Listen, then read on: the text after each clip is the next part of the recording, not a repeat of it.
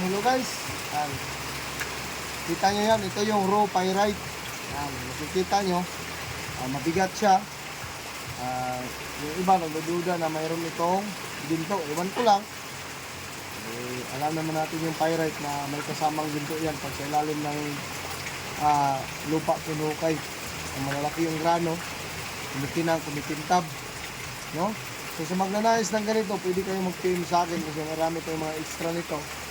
Siyempre, pag ganito kalaki, medyo mahal na talaga yan, no?